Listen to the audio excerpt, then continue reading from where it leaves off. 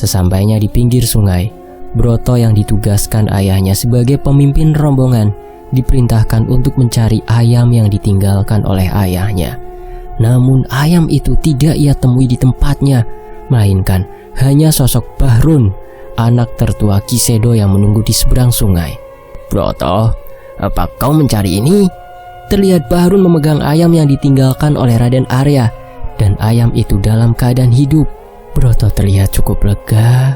Sepertinya keluarga Balanggawe kehabisan cara untuk menghadapi keluarga Mangkubirawa dan memutuskan untuk mengurungkan niatnya. "Keputusan yang tepat, Bahrun.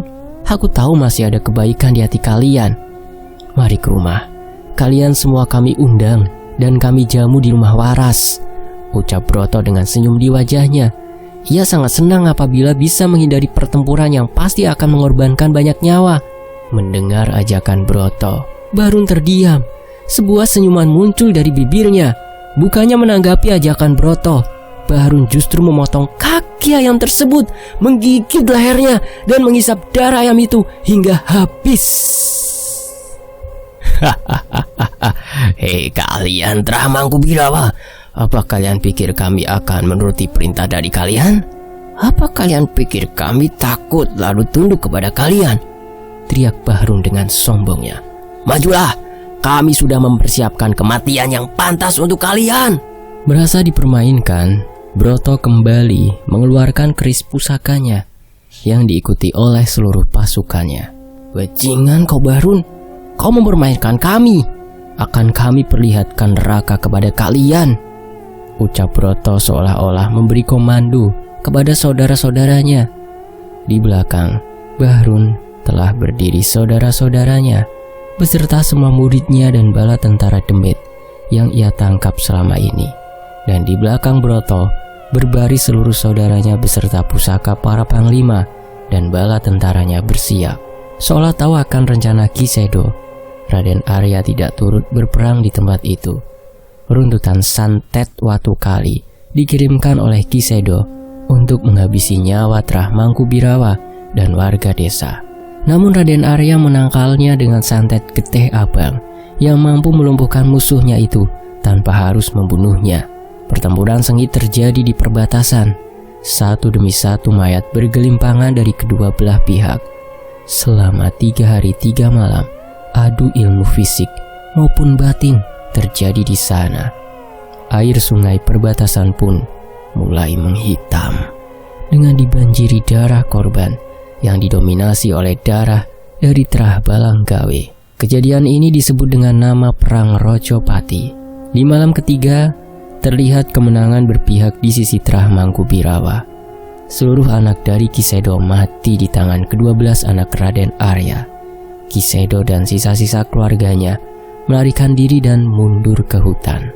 Lihat saja, suatu saat akan kubalas kekalahan ini.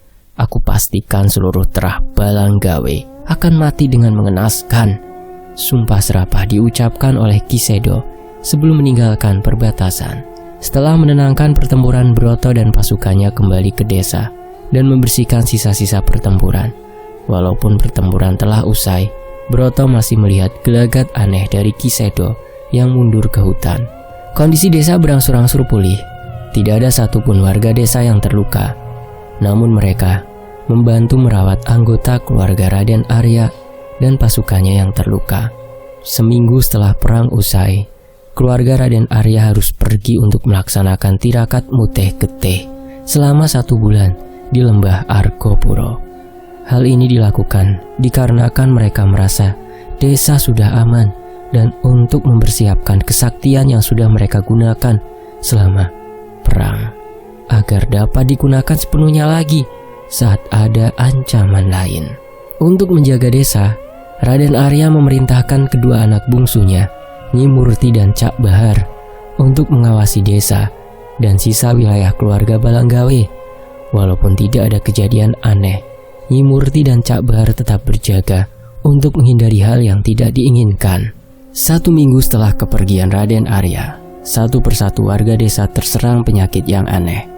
Warga yang terserang penyakit ini tidak bisa tidur dan kulit mereka tidak bisa terkena air, sehingga banyak warga yang tidak mandi tetapi keringat mereka mengeluarkan bau yang sangat menyengat. Nyi Murti dan Cak Bahar tidak bisa tinggal diam melihat warga desa yang tersiksa, terkena penyakit-penyakit ini. Mereka sekuat tenaga berusaha menyembuhkan warga dengan ilmu yang mereka miliki. Namun ternyata semua itu berakibat fatal. Setiap Nyi Murti dan Cak Bahar berhasil menyembuhkan seorang warga, sebuah luka timbul di tubuh mereka. Mereka mencoba berhenti, namun tidak tega melihat warga desa yang tersiksa dengan penyakit ini. Sampai akhirnya Nyi Murti dan Cak Bahar sekarat dengan luka yang ditimbulkan itu. Ingon milik Cak Bahar pergi ke lembah Argopuro untuk memberitahukan kondisi keduanya kepada Raden. Namun sayangnya Raden Arya belum selesai dari tirakatnya. Hanya Warjo yang sudah selesai dan segera menggunakan kemampuan penerawangannya untuk mengetahui apa yang terjadi. Santet Walang Sangit. Warjo menemukan jawaban atas semua kejadian yang menyerang warga desa hingga membuat kedua adiknya sekarat. Santet Walang Sangit adalah santet dalam bentuk penyakit yang disebarkan dalam bentuk wabah. Santet ini sebenarnya tidak mematikan untuk mereka yang berilmu. Namun, ketika puluhan santet ini dikumpulkan di satu tubuh, sudah pasti akan berakibat fatal. Dari kejadian ini, Warjo mengambil kesimpulan, Terah Balanggawe masih ingin melanjutkan perselisihan ini. Dengan sabar ia menunggu bapak dan saudaranya menyelesaikan tirakat mereka. Setelah bapak dan saudaranya selesai, Warjo menceritakan semua yang terjadi dan segera bergegas menuju desa. Di pintu masuk desa, mereka melihat begitu banyak dedemit kiriman yang berkerumun mengepung desa. Segera Broto menghunus kerisnya dan membiarkan Kiranu, Ingonya, menghabisi dan mengusir demit-demit itu. Di rumah Waras, mereka melihat kedua adiknya dalam kondisi yang mengenaskan, dengan luka-luka yang membuat mereka hampir tidak dikenali. Tangisan seluruh anggota keluarga pecah begitu menyadari adik-adiknya masih bernyawa. Namun sukma mereka sudah menjadi santapan para dedemit tadi. Setelah dimandikan menggunakan jarek kuning, Nyi Murti dan Cak Bahar pun meninggal dan dikuburkan di pemakaman keramat milik keluarga. Selama seminggu penuh, Raden Arya tidak berhenti menangis. Ia menyalahkan dirinya dan merasa kematian kedua anaknya merupakan kecerobohannya yang membiarkan mereka yang belum memiliki cukup ilmu untuk menjaga desa. Kondisi Raden Arya yang lemah ini segera dimanfaatkan oleh Ki Sedo untuk mengirim keris Putu Barong untuk menghabisi Raden Arya. Sebuah serangan yang tidak terduga menyerang rumah Waras. Anak-anak Raden Arya masih sibuk mengurus warga desa yang terserang penyakit. Tanpa sadar, Raden Arya dalam kondisi lemah. Dan ketika melihat adanya serangan, mereka bergegas ke rumah Waras.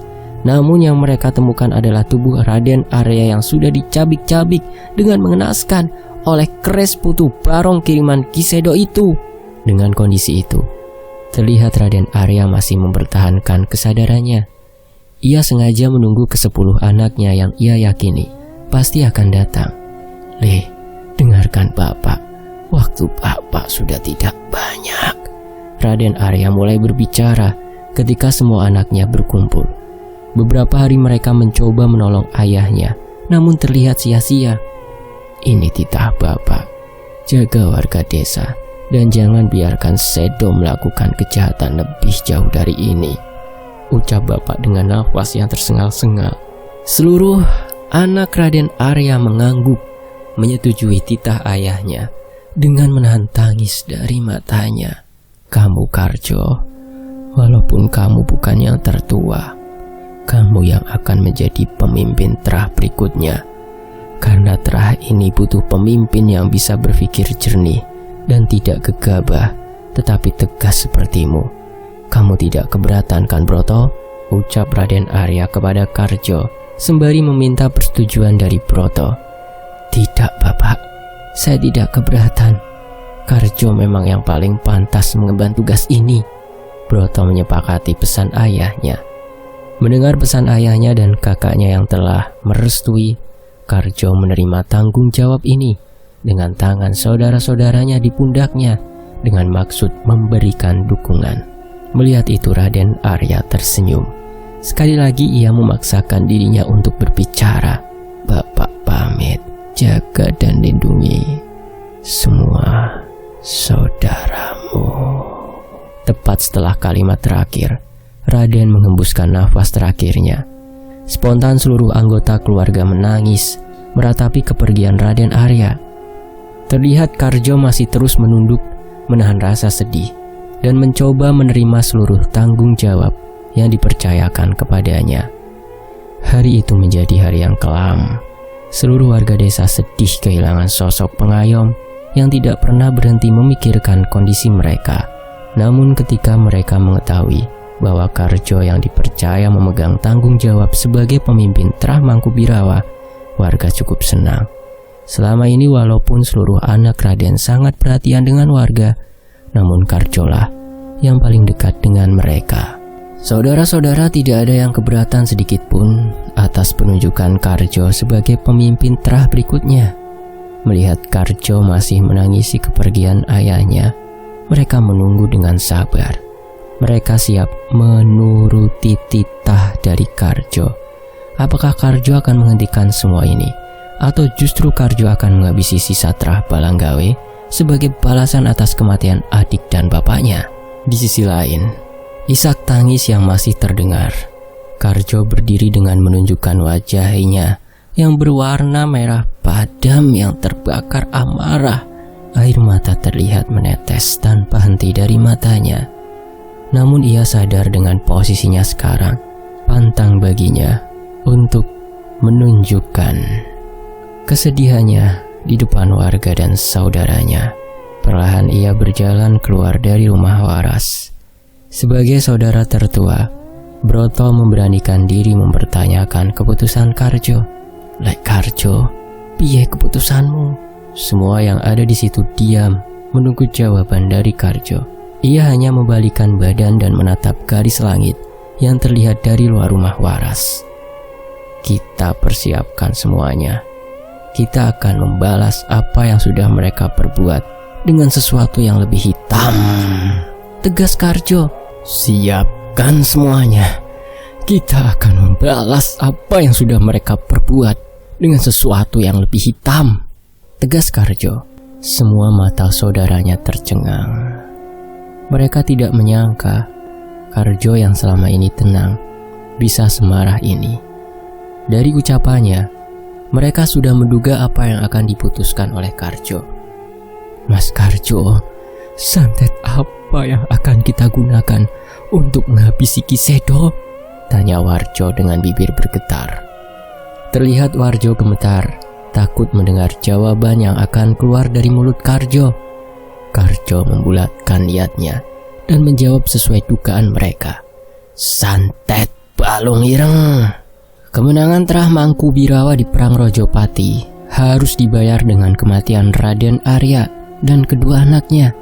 Santet balung ireng menjadi pilihan Karjo untuk membalaskan dendamnya. Sebelum kita lanjut, Mas Dioseta berkata, sesuai janji, kelanjutan dari kisah tragedi Rojopati kemarin akan kita tuntaskan malam ini. Karena ada beberapa pembaca yang mendapat gangguan pada cerita tragedi Rojopati. Ada beberapa pesan dari narasumber kita, Mas Arjuna. Yang pertama, nikmati cerita ini sebagai hiburan. Jangan ngedumel atau ngerasani tokoh di cerita.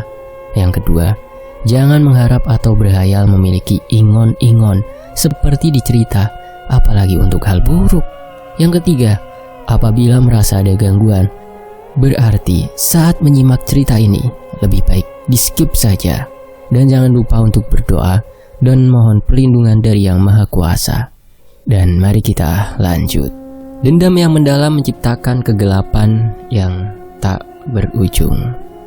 Namun ketika kegelapan itu semakin pekat, ketakutan merasuk ke semua asa yang bahkan dapat dirasakan oleh kegelapan itu sendiri.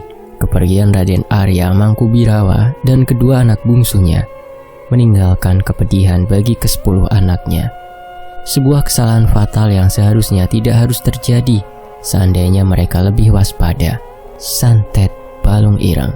Hanya dengan sebuah kalimat yang dikatakan oleh Karjo, seluruh pusaka keramat milik ke-10 Rojo bergetar, seolah tidak ingin terlibat dengan santet itu. Ke-10 Ingon yang sudah berumur ratusan tahun sangat mengerti mengenai kengerian santet ini dan resiko yang terjadi setelahnya. Namun perintah Karjo mutlak. Tidak ada satupun saudara yang menentang keputusannya, apalagi para abdi yang mengikuti mereka. Pada saat keadaan semakin mencekam, Rumah Waras mengeluarkan titah untuk warga agar selama 30 hari semua warga dilarang beraktivitas di luar rumah. Semua kebutuhan hidup akan ditanggung para rojo dan disalurkan oleh para abdi yang ditugaskan. Setiap rumah diberi kembar mayang yang telah disediakan oleh Rumah Waras untuk melindungi warga dari kemungkinan buruk yang akan datang. Hari ini, tepat 7 hari setelah titah disampaikan, sudah dipastikan tidak ada warga yang keluar dan melanggar perintah dari Rumah Waras. Selama 7 hari itu pula, langit begitu gelap dan awan mendung tidak pernah berhenti menyelimuti desa. Para rojo sudah menyelesaikan persiapan masing-masing dan segera mengurung diri di Rumah Waras. Setelah ini, sama sekali tidak ada yang diizinkan untuk keluar dari Rumah Waras apapun alasannya. Malam ini adalah persiapan terakhir. Para rojo memakai pakaian kebesarannya dan mempersiapkan ke-10 pusaka yang telah diruat. Di malam inilah Karjo melakukan tirakat terakhir untuk mempersiapkan jiwa dan raganya serta mengumpulkan ke-10 Ingon yang masih tersisa. Saat itu semua rojo tanpa terkecuali memegang pusakanya dan membacakan mantra pemanggil. Angin bertiup kencang di sekitar Rumah Waras. Hawa dingin yang tidak biasa dapat dirasakan hingga beberapa kilometer dari tempat itu. Tak lama setelahnya, ke-10 Ingon kebanggaan Trah Mangkubirawa telah hadir di sisi pusaka masing-masing. Jenengan, saya panggil ke sini. Tentu sudah tahu maksud saya, ucap Karjo kepada ke-10 Ingon yang berkumpul di sekitar ke-10 rojo. Seluruh Ingon merespon dengan anggukan sopan ke arah Karjo. Malam ini, saya ingin meminta restu untuk apa yang akan kita lakukan besok, lanjut Karjo yang segera direspon dengan majunya ke-4 Ingon yang paling tua dan paling kuat di antara ke-10 Ingon keluarga Mangkubirawa. Ke-4 Ingon itu adalah Kiranu dari pusaka Ronggolewu milik Broto, Patih Gadang Ireng dari pusaka Rogonyowo milik Mardi, Patih Mahareksa dari pusaka Batara Abang milik Warjo, dan terakhir adalah Raden Jaya Dwipa dengan pusaka Kris Ireng milik Karjo sendiri. Santet Balong Ireng adalah santet yang memiliki resiko besar. Semakin kuat Ingon yang menjadi medianya, diharapkan dapat memperkecil kemungkinan untuk gagal dan mengurangi resiko yang diakibatkan. Le, kamu yakin akan menunaikan santet Balong Ireng ini? Bayaran yang harus kamu tanggung sangat besar. Ingon dari Pusoko Karjo berkata.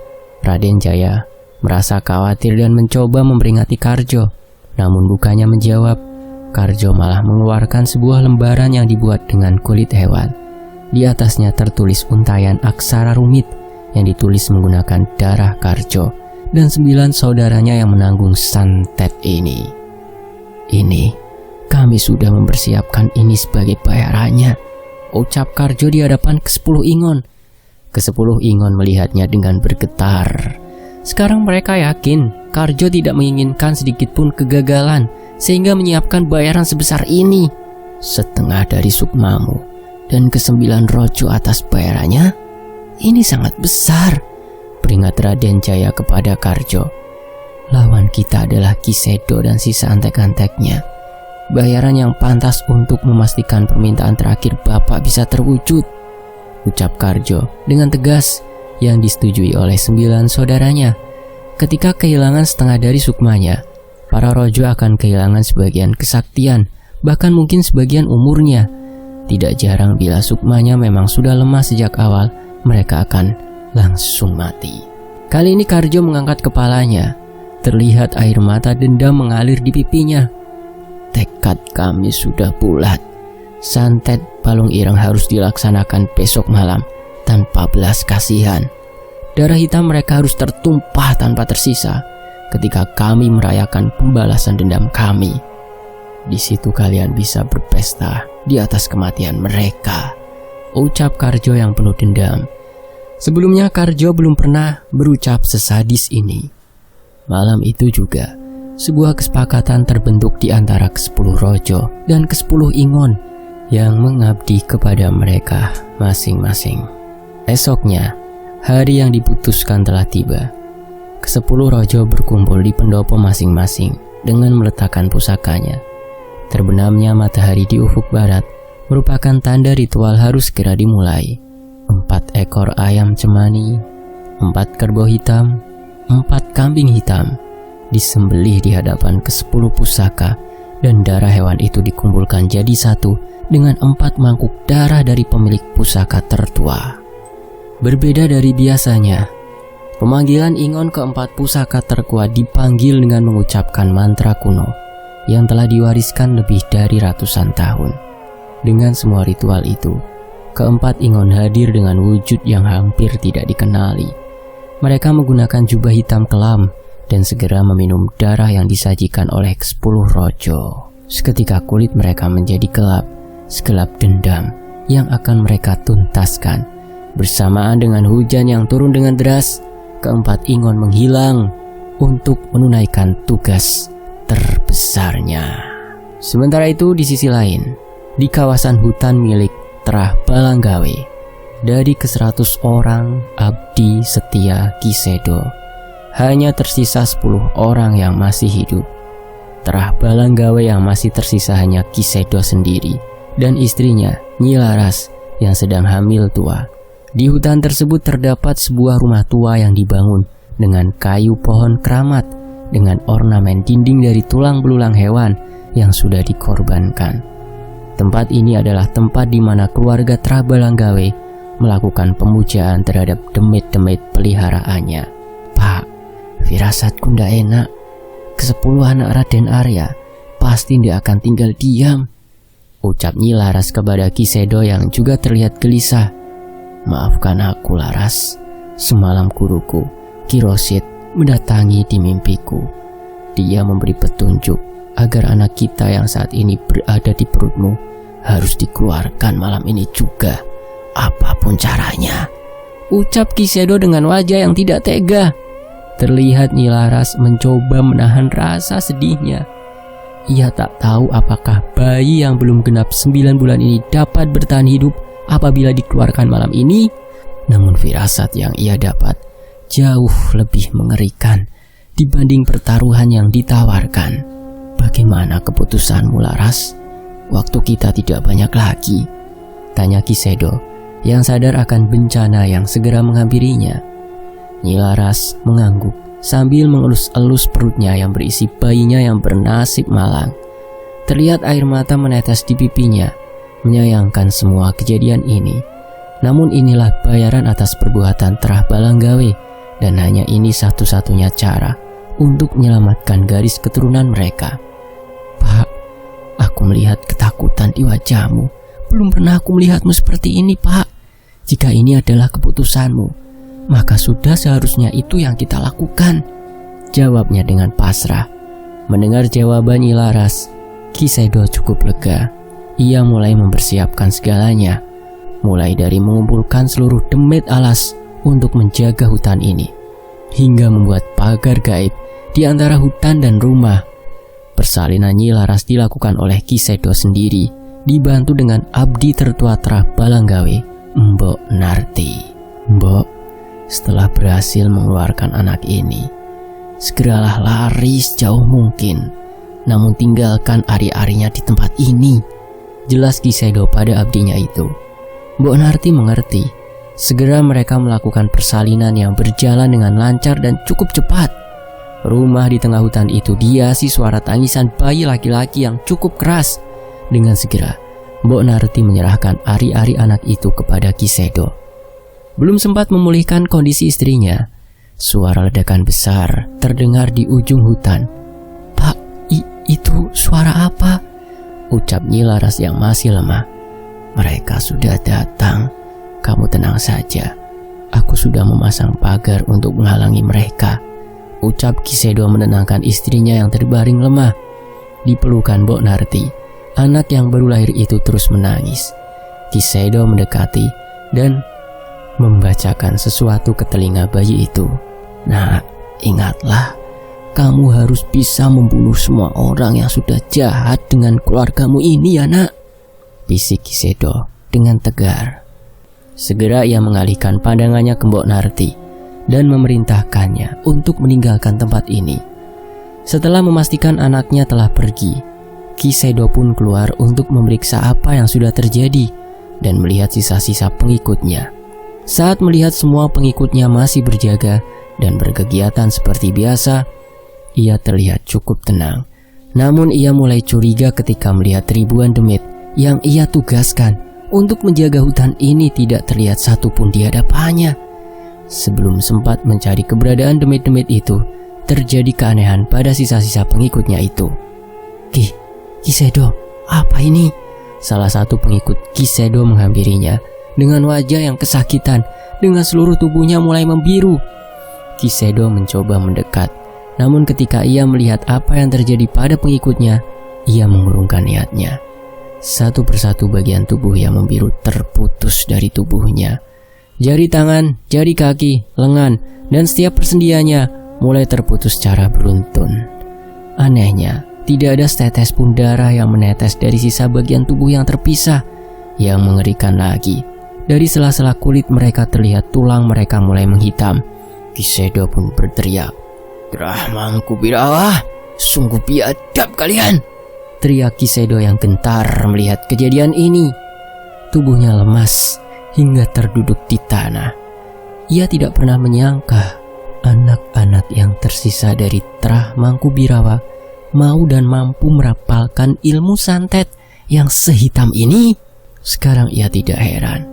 Wajar saja seluruh demit peliharaannya sampai takut untuk menghadapi serangan ini. Laras! Kisedo teringat dengan Laras yang masih terbaring di rumah. Ia segera berdiri dan berlari menerobos pintu untuk memastikan kondisi istrinya itu. Namun semua sudah terlambat. Seluruh tubuh Nyi Laras sudah membiru. Kaki dan tangannya sudah tidak lagi menyatu dengan tubuhnya. "Pak, tolong Pak, sakit Pak," rintih Nyi Laras yang menahan rasa sakit dari santet yang diterimanya. "Laras, bertahan Laras. Aku akan mencari cara menghentikan santet ini," ucap Kisedo. Sebuah ilmu dirapalkan oleh Kisedo. Beberapa jenis kembang yang selalu tersedia di rumah itu ditaburkan di tubuh Nyi Laras. "Tolong," ucapan Nyi Laras menggema di telinga Kisedo. Dengan kondisi ini, hampir tidak ada lagi yang bisa ia lakukan terhadap istrinya itu. Di tengah keputusasaannya, suara menggelegar terdengar hadir di halaman rumah itu. Kisedo menghapus air matanya, mengambil pusaka keris putu barong miliknya, dan bersiap keluar menghadapi makhluk yang datang di wilayahnya itu. Keempat ingon terkuat milik keluarga Karjo sudah bersiap di depan untuk membalaskan perbuatan Kisedo terhadap Raden Arya dan kedua anaknya. Dengan segera, Kisedo menghunuskan kerisnya ke langit dan merapalkan mantra kuno pemanggil ingon tertua dan tersakti yang dimiliki oleh Trah Balanggawe untuk menandingi keempat makhluk di hadapannya. Suara guntur menggelegar. Angin bertiup dengan kencang. Namun tak terlihat satupun sosok makhluk yang memenuhi panggilannya. Kisedo merasa heran. Namun sebelum sempat merapalkan mantranya lagi, terdengar suara menggema di hutan yang hanya bisa didengar oleh Kisedo. "Tidak ada gunanya. Nyawamu sudah di ujung tanduk. Tidak ada untungnya kami membantumu saat ini." Itu adalah suara Ki Batur Ijo, ingon paling tua dan sakti milik Balanggawe. "Ki Batur Ijo? Apa maksudmu? Kau mau berkhianat dengan Trah Balanggawe yang telah mengikat perjanjian denganmu?" teriak Kisedo mencari penjelasan. "Berkhianat? Tidak Kisedo. Aku akan membalaskan dendamu. Saat ini aku akan mengikuti anakmu dan memastikan ia akan siap untuk menerima tugas pembalasan dendam ini," jelas Ki Batur Ijo yang masih menolak untuk membantu Kisedo. "Dan untukmu, nikmatilah sebaik mungkin rasa sakit dan kepedihan yang akan kau terima sebentar lagi, Sedo." Terdengar suara tawa menggelegar, seolah menikmati penderitaan Kisedo saat ini. Tak lama setelahnya, suara itu menghilang bersamaan dengan hilangnya keris putu barong dari tangan Kisedo. "Pak, sakit pak!" Terdengar suara rintihan dari dalam rumah. Kisedo yang cemas dengan keadaan istrinya tidak mempedulikan musuhnya di luar dan menghampiri suara itu. Namun semua sudah terlambat. Saat ini terlihat leher Nyi Laras sudah terpisah dari tubuhnya. Mata dari kepala yang sudah terputus itu masih melirik ke arah Kisedo dengan air mata yang menetes. "Sakit." Suara Nyi Laras mulai menghilang. Tidak lagi terlihat pergerakan dari tubuhnya. Ia mati dengan mata yang masih terbuka dan bekas air mata di wajahnya. Terkutuk kalian telah Mangku Birawa." Rasa sedih bercampur marah terdengar dari teriakan Kisedo saat itu. Tidak berhenti sampai di situ. Setelahnya suara dari halaman terdengar jelas di telinga Kisedo dan segera menghampirinya. Itu adalah suara yang muncul dari kepala anak buahnya yang telah terpisah dari badannya meminta pertolongan. Ketakutan yang amat sangat mulai menghantui perasaan dirinya. Suara-suara itu terus bergema di telinganya, sampai akhirnya, tanpa sadar, ia melihat tubuhnya juga mulai membiru. Rasa sakit mulai menjalar. Ia mulai merasakan seluruh bagian tubuhnya, seolah tertarik mencoba lepas dengan sendirinya dari tubuhnya. "Bajingan kalian! Harusnya ribuan demit yang kukumpulkan cukup untuk menghabisi kalian!" teriak Kisedo, yang masih berharap demit-demit pengikut-pengikutnya masih bisa membantunya. "Kakek tua bodoh, kami ini bukan demit.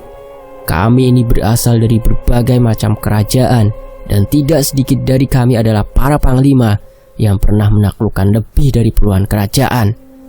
Jangan bandingkan kami dengan demit-demit cecunguk andalanmu itu," ucap Raden Jayadwipa, yang memastikan Kisedo Balanggawe sebagai orang terakhir yang menerima santet Balung Ireng sekaligus memusnahkan Trah Balanggawe di rumah itu. 15 tahun berlalu. Udara panas di tengah malam membuat seorang anak muda terbangun dari tidurnya di sebuah rumah. Rumah itu adalah rumah yang tidak sengaja ia temui saat kabur dari rumah majikannya. Saat ia keluar kamar terdengar suara seperti ada seseorang di dalam rumah itu. Ia mencoba memperhatikan dengan khusyuk dan akhirnya menemukan suara itu berasal dari kursi goyang yang ada di teras. Pemuda itu berjalan keluar dan mendapati seorang pria tua tengah duduk sembari memainkan tongkatnya. Sejenak ia berpikir bahwa pria ini adalah pemilik rumah. "Sepurone mbah, kulo saya sudah lancang masuk ke rumah mbah tanpa izin," ucap pemuda itu. Namun bukannya mendapatkan jawaban. Kakek itu malah tertawa keras dengan suara mengerikan. Bersamaan dengan tawa itu, terdengar juga suara tawa lain dari seluruh penjuru rumah tanpa dapat terlihat asal dari suara itu. Pemuda itu merasa ketakutan. Ia berlari meninggalkan rumah itu dan terus berlari sepanjang jalan pelariannya. Berbagai macam makhluk gaib berdiri berjajar seolah mengarahkan bocah itu. Waktu wes teko. Semua makhluk gaib yang ia lewati meneriakkan hal yang sama di telinganya. Pemuda itu berlari hingga kelelahan dan terbaring tak sadar di salah satu rumah warga di sebuah desa. Di pagi berikutnya, pemuda itu terbangun. Kali ini di depannya terdapat berbagai macam makanan dan seorang wanita yang sudah berumur. Ia memaksakan dirinya untuk duduk dan mencoba memberi salam. Namun sebelum sempat berbicara, wanita itu membuka pembicaraan terlebih dahulu. "Kamu asalnya dari mana, Le? Kok ibu tidak pernah lihat kamu di sekitar sini?" tanya wanita yang menjaganya sambil menyelesaikan jahitan pada selendang yang ada di tangannya. Saya dari dusun Ngalor, Bu. Saya kabur dari rumah majikan saya setelah tidak kuat atas siksaannya," jelas pemuda itu. "Saya dikejar oleh preman suruhannya hingga tersesat di hutan," lanjutnya. Mendengar ceritanya, wanita itu meletakkan jahitan di tangannya dan mulai memperhatikan si pemuda. "Kasihan kamu, Le. Terus bagaimana kamu bisa sampai ke sini?" Sekali lagi, Wanita itu mencoba mencari tahu asal-usul pemuda itu.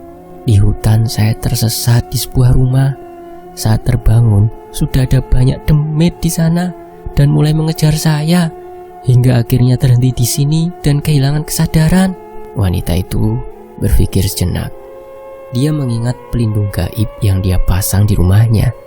Mungkin itu yang membuat pemuda ini selamat dari kejaran demit-demit itu. Mohon maaf apabila saya sudah lancang masuk rumah ini. Saya izin pamit, Bu, ucap pemuda itu yang terlihat merasa tahu diri.